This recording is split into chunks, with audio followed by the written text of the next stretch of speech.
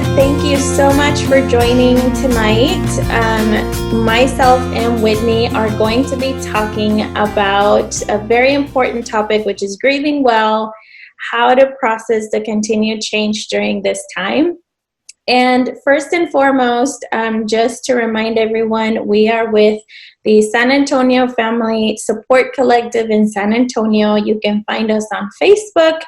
And there's a YouTube channel where you can search San Antonio Family Support Collective, and you can find all the presentations that have been completed to this point.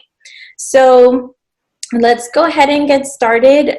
Tonight we're gonna have a lot to discuss regarding grief and a sense of loss. So we hope that this is very helpful for everyone. My name is Esmeralda Cardenas. I'm a licensed professional counselor.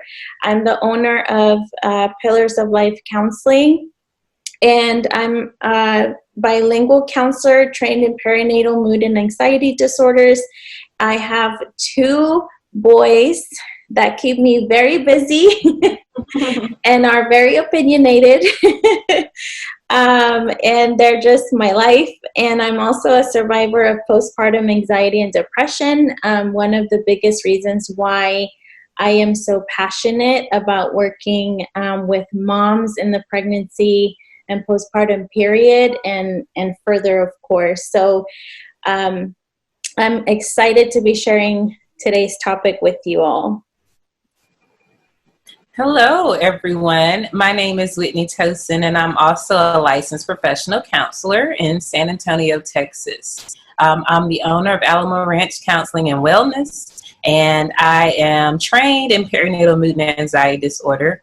My interest came from me experiencing postpartum anxiety and seeing that there is a big need for moms out there. So I decided to get trained in it. I enjoy working with moms. I also work with teens, and I work with individuals with anxiety and depression. And I'm a mother of a 19-month-old little boy who also keeps me busy. They sure do, right? Yes, boys.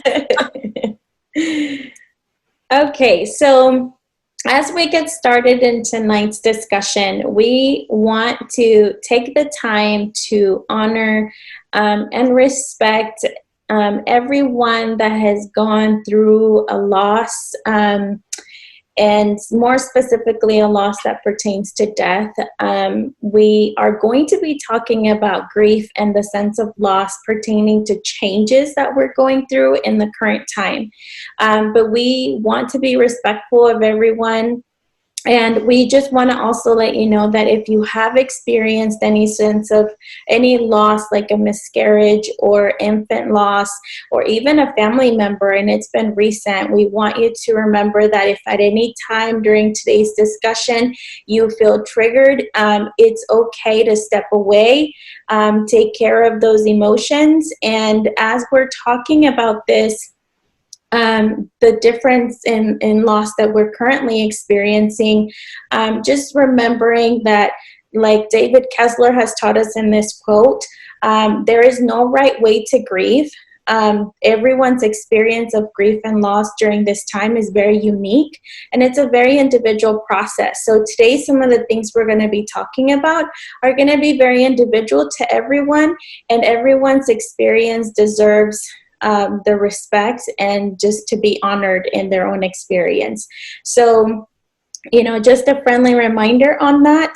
And some of the topics that we're going to be discussing today are going to be, we're going to be talking about that sense of loss in the grieving process. We're going to talk about what loss is in the current time, what happens when things don't go as planned, and the grieving process in itself, and what can that look like. We're also going to be talking about unmet expectations in this current time and how that can add to this grieving process. We're going to define what they are. We're going to identify or talk about how to identify these unmet expectations.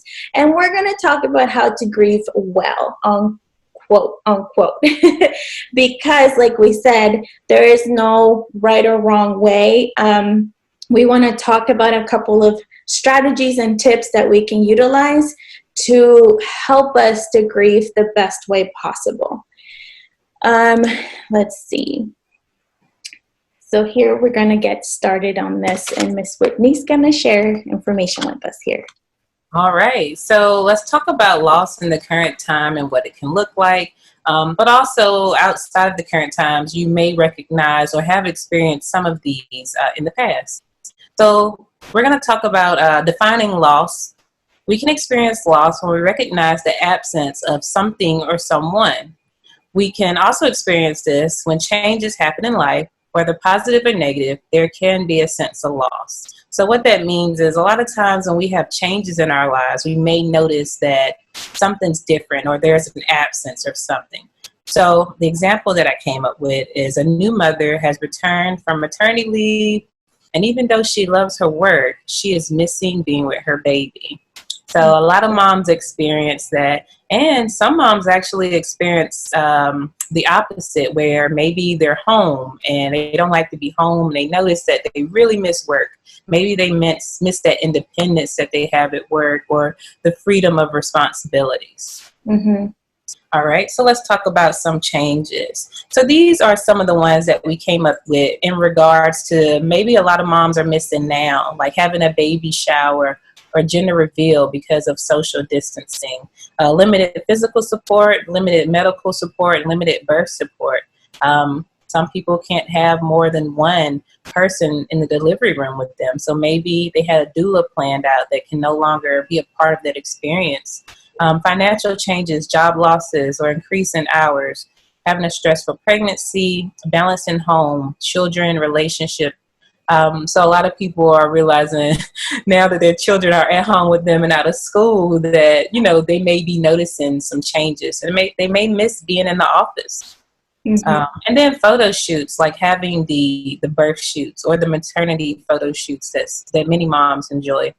Mm-hmm. So let's talk about grieving. So grieving is an inevitable process that we experience due to a loss. So a lot of times grieving is like suffering. It's like an emotional experience where we're suffering because of loss. The common stages of grief, these are by Elizabeth Kubler-Ross, who came up with the stages of grief. Denial, disbelief, bargaining, anger, depression, and acceptance. So denial and disbelief may be like avoiding certain things. We're not ready to recognize that this is actually happening, so I'm going to avoid it. I'm not even going to acknowledge that this is happening. Bargaining may be talking about your story. It's like maybe processing that this is happening. And anger, frustration, depression, sadness, and then acceptance is more so we're ready to plan to move forward and accept some of the changes just happened. What are we going to do about it? So these can come in any order and they can co-occur. So that means that you can have depression and anger at the same time, or maybe denial and anger at the same time. And it's not linear. Yeah, and I wanted to add to that, you know, I don't know how many of you maybe are moms that are having their kids at home, and like my kids are not babies anymore. They're going through school, right? So, and then I'm also working a couple of days a week and trying to find the balance between that, you know, and I think that when you have an infant baby, or an infant, that first year, 2 years, even 3 years, even if you're at home, you kind of know your child is around all the time, right? Then they go to school, and I mean, let's be honest, like there's a little bit of it's hard, but there's also a little bit of a celebration because you get a little bit of time to yourself, right?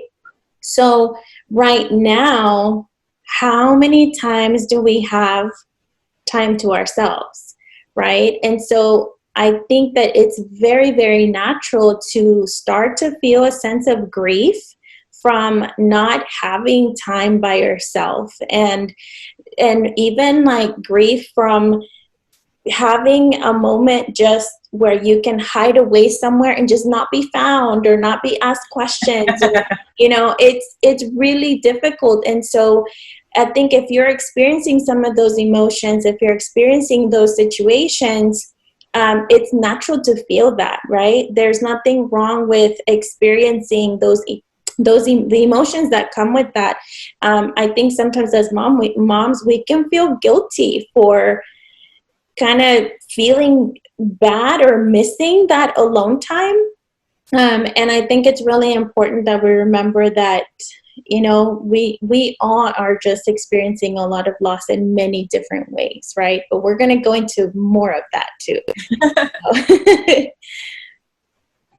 All right, so let's talk about unmet expectations. I love talking about expectations as a therapist because I know you do too, but just like the beliefs that we have sometimes they can be really high expectations, and sometimes they can just be really natural, normal expectations.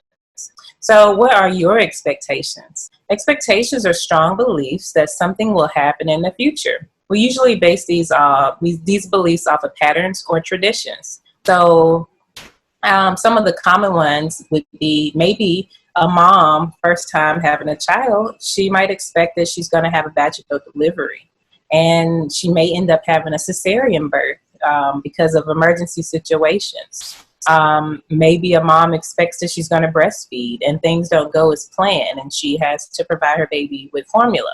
So these are just some of the expectations. I know there are many more. So let's talk about when our expectations are unmet. So a mother naturally expects a celebration for her child and support when her child is born. But when this doesn't happen, she may feel sad or disappointed.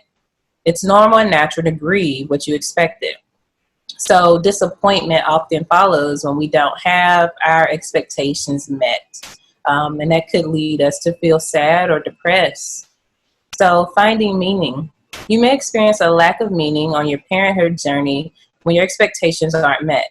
So one tip is to help you process this is to identify your unmet needs. And is there any room for compromise? So what are my unmet needs? I like earlier that you said, Esmeralda, that having time, just for yourself, because we used to be able to get some time away from our children. And a lot of us are at home working and the kids are there. So I think if you can identify that you need more sleep or, I just need space to be upset right now, or I need to be alone, just communicate that to your support system. Right. And I think that, one thing that I kind of keep hearing, and I know that I can, even as a therapist, like confess that,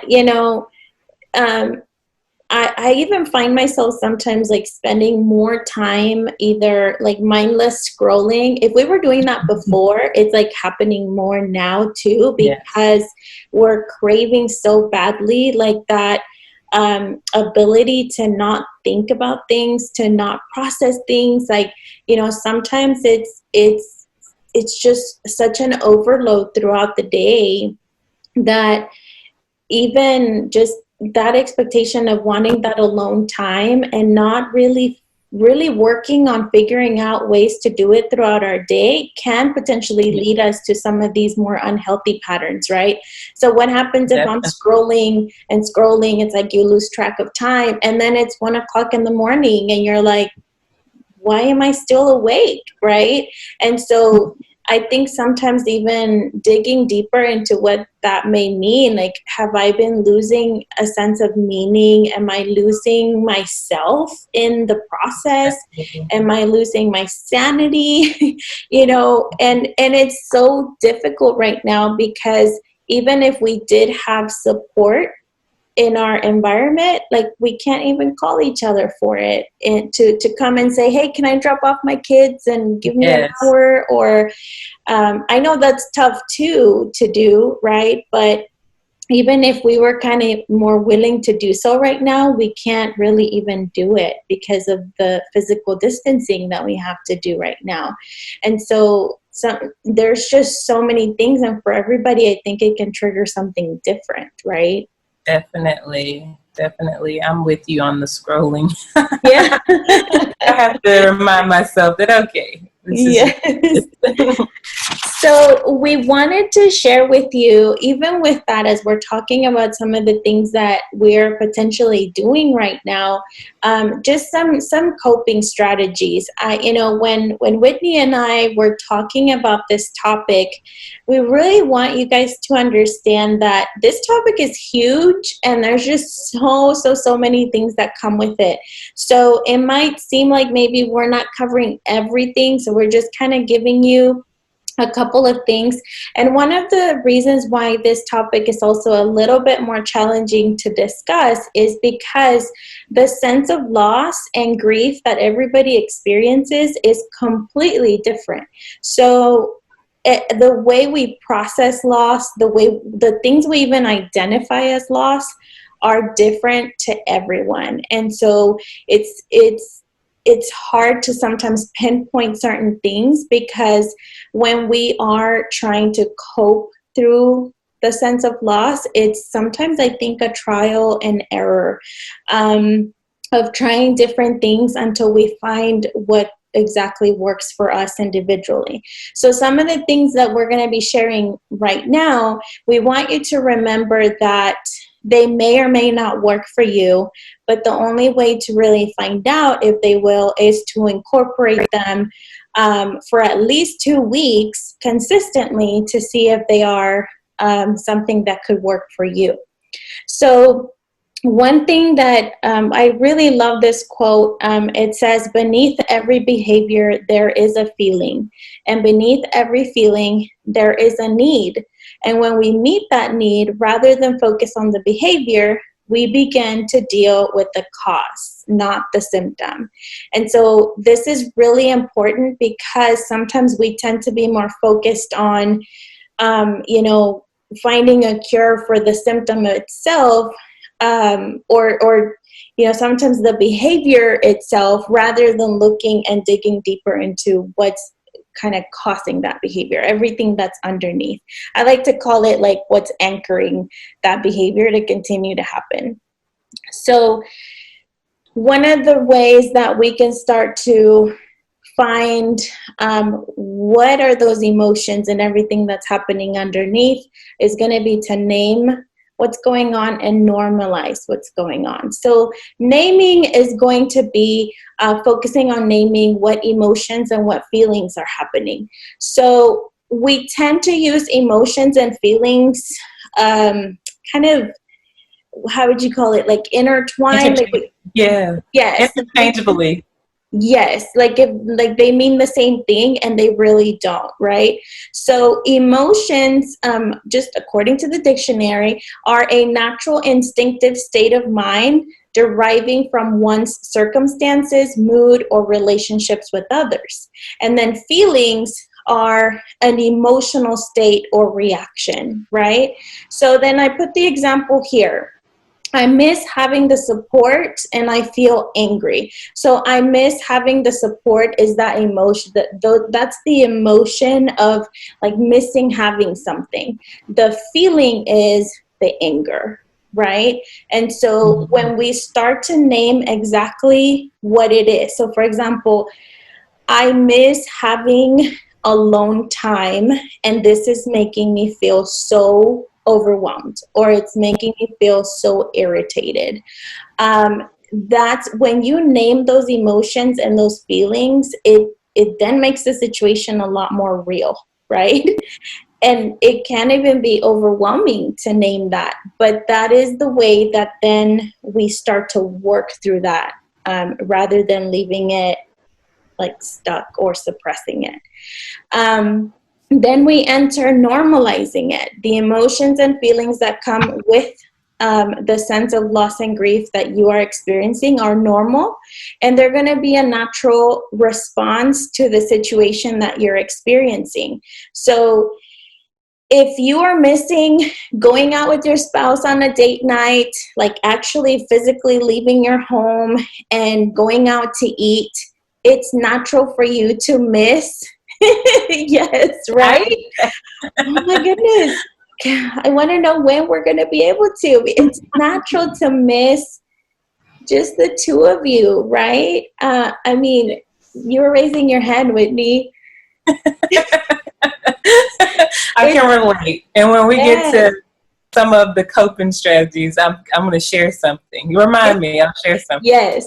Yes. So, it's important, like, when you name that aspect of what those feelings are, what those emotions are, what is the situation that's leading to these emotions and these feelings.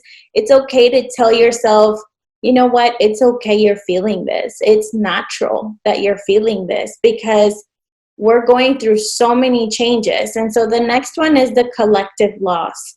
And this is something that we're all going through a collective loss through the entire world, through this pandemic.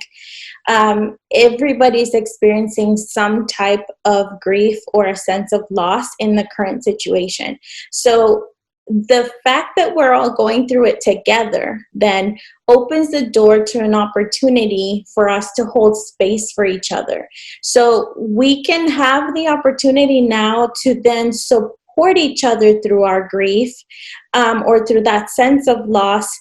And this is the very important part: without judgment, with the compassion that we all need and deserve, with love and acceptance of the individual's unique process. And why do I say this?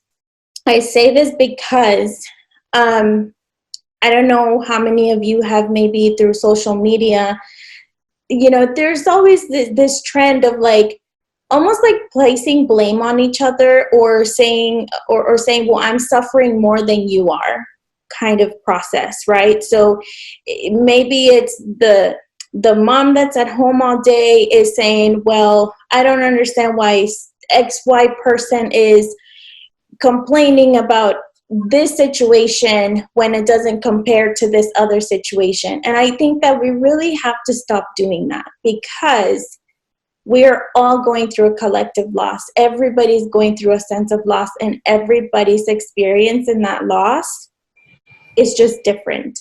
There's no right or wrong. It's just unique to everyone, right? So this is an opportunity we have to almost be, what is that word? Solidarity, compassionate, empathetic toward each other, and saying, hey, like, it's completely natural that this feels sad for you. It's completely natural that you're stressed. It's completely natural that you just want to be alone, Mom. It's completely natural that you might even feel guilty. And so normalizing those emotions for people that we know can also be so healing, right? Did you want to add something, Whitney? Yeah, I just want to say, when you were talking about the collective loss, it made me think that, how people, like you said, sometimes comparing our situation and maybe shaming the other person's situation.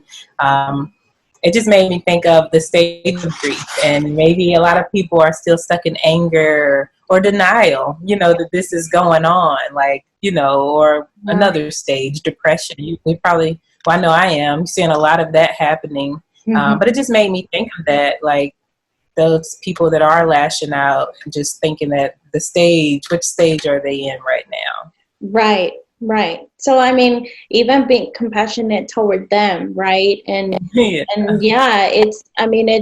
it's difficult, but I think it's important just to remember that this really is a time where we have an opportunity to lend a hand, right? And be supportive of each other. Let's see. I think this one we're gonna go into a little bit more, and Whitney's gonna talk about adapting and coping. All right. So the short answer is that adapting and coping are hard, and there's no direct answer on how to obtain it. So basically, everyone's situation and experience is going to be different.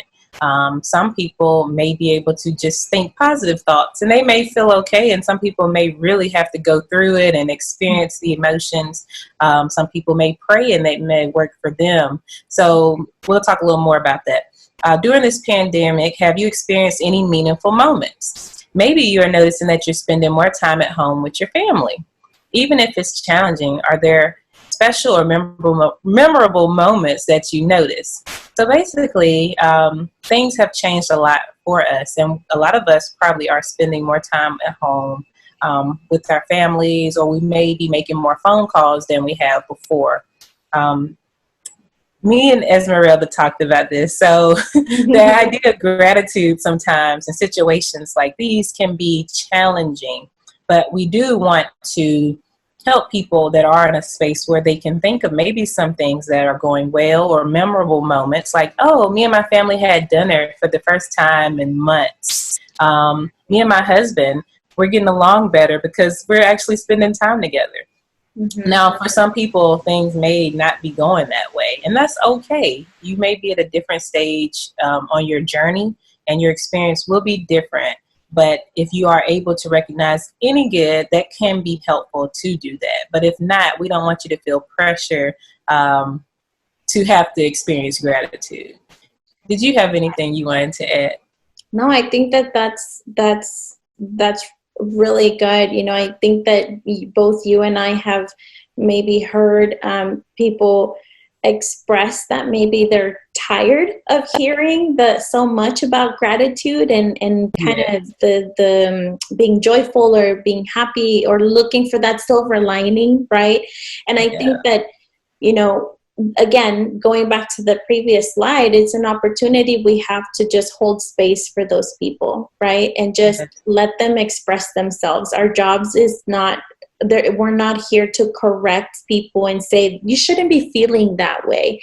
Instead, it's like, oh, well, you know, tell me what's going on. Like, how can I support you, right? And so it's okay for us to just be in different places, and adapting and coping is going to look different for many of us, right? I mean, I know I cried like the first 3 weeks consistently, you know, while maybe I sent somebody else a message and they were adapting pretty well, like they were just, you know, enjoying the break and everything. And I think it's important to remember that comparison is not your friend, right?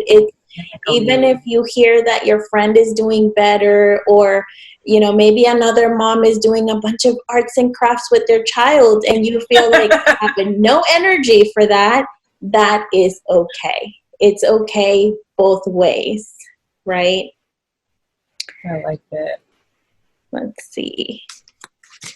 So processing a loss and grief. So these kind of tie into more coping skills. So journaling can help to relieve your mind of the heaviness from the day and the stressors of the time. I'm a big fan of journaling. I do it personally, not all the time, not every day, but when I do it, it is such a stress reliever. It allows you to process your day or whatever you experienced in that moment. And I do my handwrite mine. So you get to see the emotion in my handwriting. Like if I'm upset, you're going to see it. If I'm happy, it probably looks a little neater. But what I like about journaling is when I look back, I get to see the development or how I got through that. And, you know, it helps me see the resilience that we as people, we all have it. We all have the resources inside. So yeah, it's just a really good tool, and it does so many great things.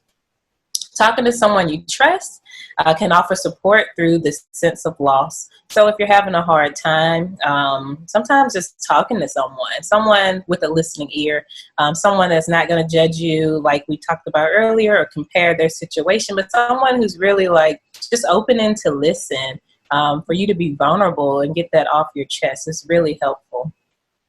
Go through the emotions and listen to your needs. Rest can be beneficial when grief feels heavy. So like Esmeralda talked about earlier, just identifying what am I feeling, what's going on, and then just getting adequate sleep or rest and just taking a step back from all the stuff that's going on can kind of help relieve some of that. Create meaningful opportunities after you've experienced the emotions. When we avoid the emotions and the feelings, we may experience a greater emotional challenges. So sometimes when we just suppress a bunch of feelings, it's kind of like getting a soda bottle and just shaking it up and shaking it up, and then we try to release and it just explodes. So just trying to get it out can be more helpful, because like I said, like just suppressing sometimes can be detrimental, not just to your mental health, but physical health. A lot of times when people are depressed and anxious, they have other health issues that come along with that. I want to share something, but I wanted to know if you had something that you wanted to touch on this slide, Esmeralda. No, go ahead. Okay, so it's a little off topic, but since we're talking about coping and maybe some tools that are helpful during this time, I want to share that a few things. Well, one thing that I've done, because you talked about date night earlier, and it's really hard, especially if you don't have support in the home. But maybe if you have like a younger child or even older children, just like getting in the car with your family and just going on a ride like the hill country. Like, or just going to a fast food restaurant. If you do have support in the home, like a grandmother or a sister, maybe they could watch your child, and then maybe you and your husband can find time to go to a drive-in restaurant. But just like trying to find meaning, or going on a walk, just finding those moments to where you can find a little piece of happiness, in this tough time. So sometimes we just have to create those opportunities for ourselves and not just expect that things aren't going to work if they're not like they used to be. So that's all.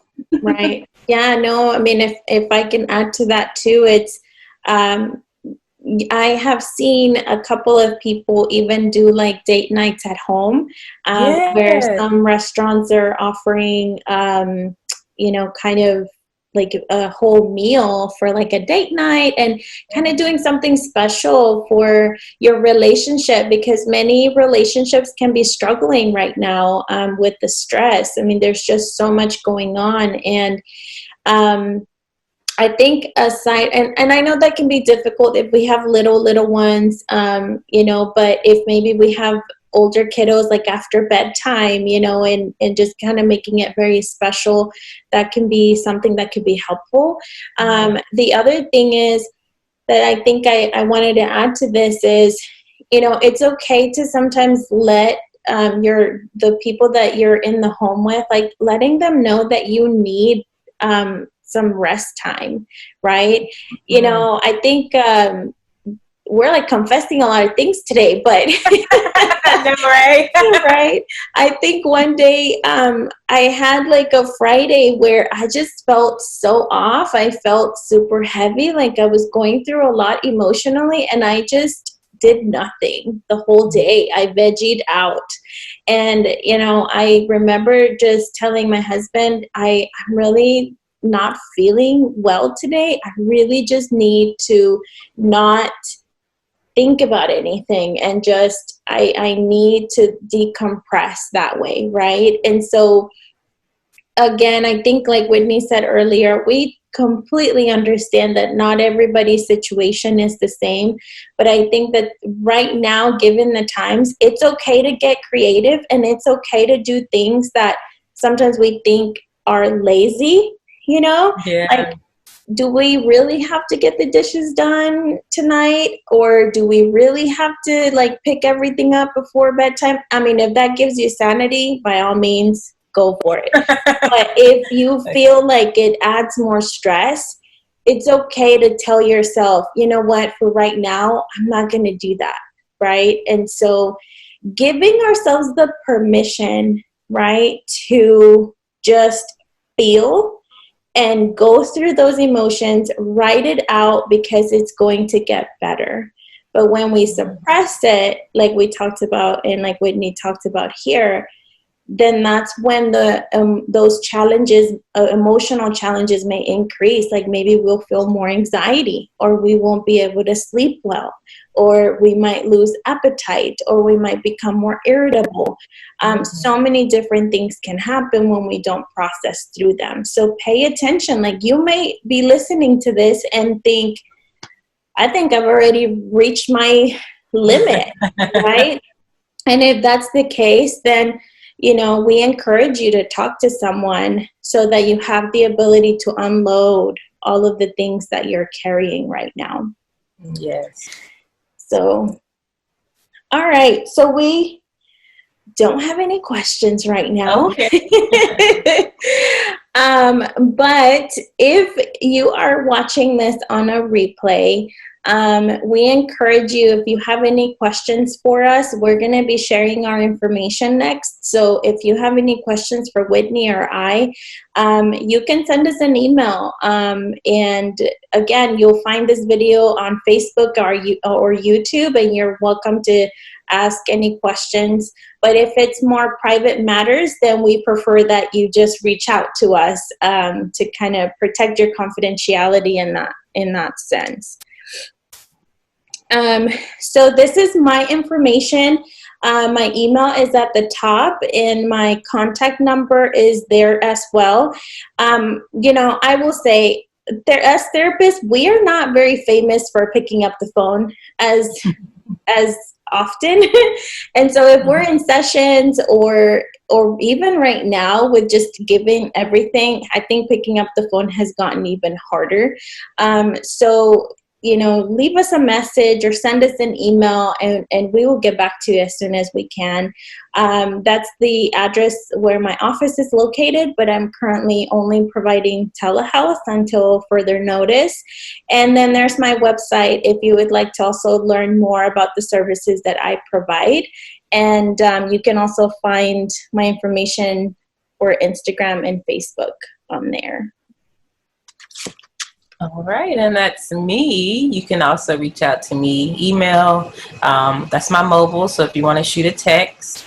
I am actually probably going to be leaving my office soon. I mean, currently I'm doing telehealth as well, but for the next couple of months, I may just strictly be doing telehealth. And the good thing about Esmeralda and I, that we're both able to see clients all across the state of Texas. So that's the benefits of telehealth, is that we can see you anywhere if you live in the state of Texas. Here's my website if you want to learn more about me. And that's my social media at the bottom. Yes. And then we also added, for those of you that want to incorporate journaling into your everyday, these journal prompts I found through Concord College, and I thought they were really good. Anybody can use them to kind of process through the current time. So if you wanted to practice journal prompts, and journal prompts can be good if we just kind of have a harder time thinking about what to write or how to start.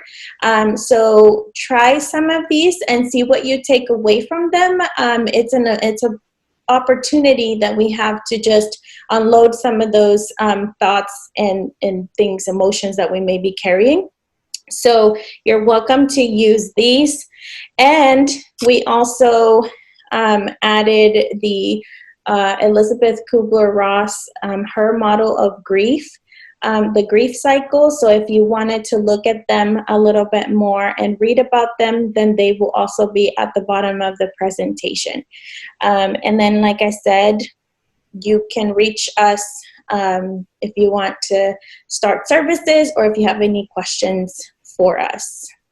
Did you have any last thoughts, Whitney? No, I think this is great information, and I hope everyone enjoys it.